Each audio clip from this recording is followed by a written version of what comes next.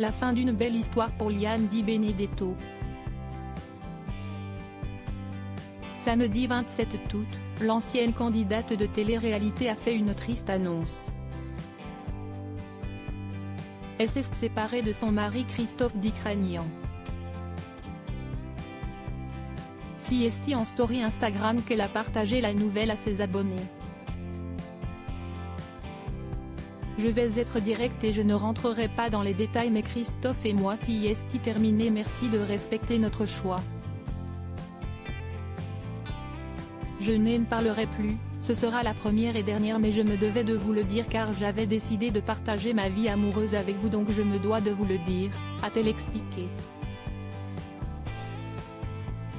Sans révéler les raisons de cette rupture surprise, Liam Di Benedetto a toutefois rassuré en confiant qu'il n'y avait pas eu d'écart de conduite.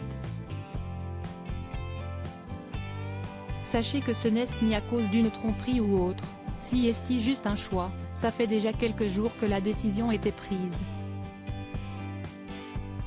Nous restons quand même mariés à l'heure d'aujourd'hui.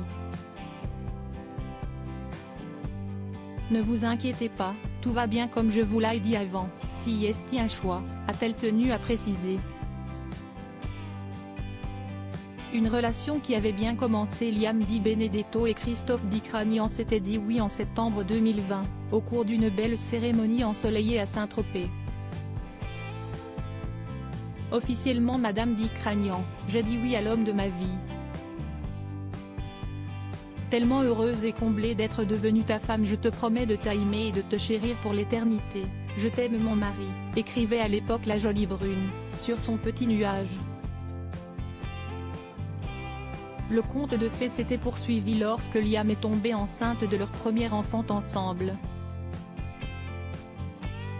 Le couple a accueilli une petite fille prénommée Charlie au mois de juillet 2021. Dans le passé, l'ex-star des Marseillais a eu une autre fille, Joy, 4 ans, qui a malheureusement été reconnue handicapée à 81%. Christophe Dicranian était devenu pour elle un beau-père exemplaire. Lui aussi a eu une première fille, issue d'une précédente relation, Tia. Il l'a présentée enfin au mois d'octobre 2021, après s'être longuement battu pour sa garde. Rappelons par ailleurs que Christophe a connu de nombreux ennuis judiciaires pour trafic de stupéfiants.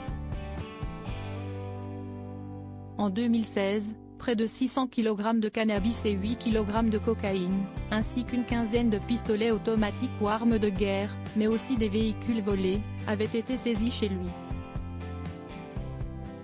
En 2019, Christophe faisait encore les choux gras après avoir été convoqué au tribunal de Nice pour avoir dirigé ou organisé un groupement ayant pour objet la production, la fabrication, l'importation, l'exportation, le transport, la détention, l'offre, la cession, l'acquisition ou l'emploi illicite de stupéfiants. Il avait alors été condamné à une peine de 6 mois de prison ferme.